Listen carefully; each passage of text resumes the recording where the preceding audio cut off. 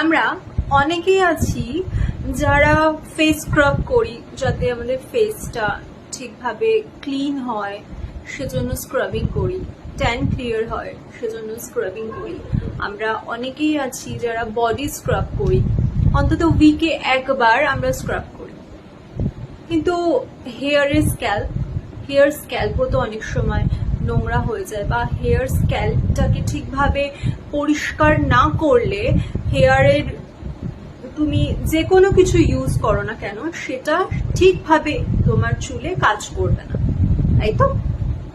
সেজন্য হেয়ারেরও মানে হেয়ারের যে স্ক্যাল্প আছে সেটাকেও ভালোভাবে ক্লিয়ার করতে হবে, তাই তো?